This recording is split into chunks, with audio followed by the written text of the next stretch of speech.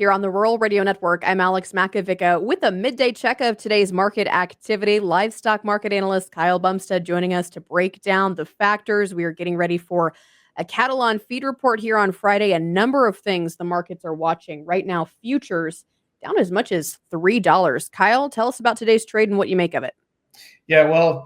Today's trade is basically an inside day of yesterday's trade, and that's trading off the inside day from Friday. There's a big drop here in this cattle complex, both live and feeder cattle. Now, like you said, we have a cattle and feed report here coming up here on Friday, so I think there's a lot of moving parts here this week, and I'm not sure that it means anything right now until we finish up the week. I know a lot of folks were calling last Friday a big fund liquidation day, and the funds were just getting out of this cattle complex. But when we looked at the open interest and the breakdown, we took it out piece by piece. There really wasn't much liquidation that took place at all during that sell-off there on Friday. And then we did come back here on Monday. And so now here we're sitting on Tuesday, the turnaround Tuesday, as some of the industry like to call it, just basically getting some positioning done here with the commitments traders report here as that'll be coming out here Friday after the close. Now, cattle and feed reports also coming out after the close here on Friday.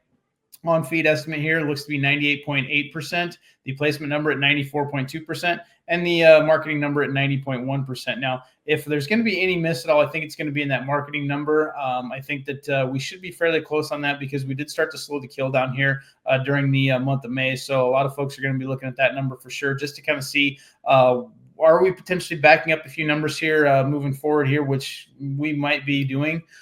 Just kind of the way things are sounding. They're trying to buy some cattle with time, and I think the Packers working to try to get some inventory around them. It's been very, very quiet as far as cash news goes here on this holiday shortened week. To remember, there are no markets here on Thursday, so Wednesday night, no grain markets. Thursday, no grain or livestock markets. We start back up Thursday night with the grains.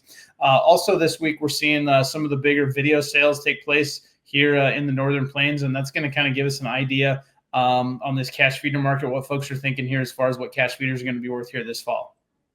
Okay, thanks so much. Livestock market analyst Kyle Bumsted joining us. We will see how the rest of the day shakes out. He'll be joining us later this afternoon on the channel Final Bell on our Rural Radio Network station, so be sure to tune in. A quick note on the grains here, just a couple of pennies higher in corn and soybeans. Wheat leading the day for the Chicago pits up as much as 7. For the Rural Radio Network, I'm Alex Makovica.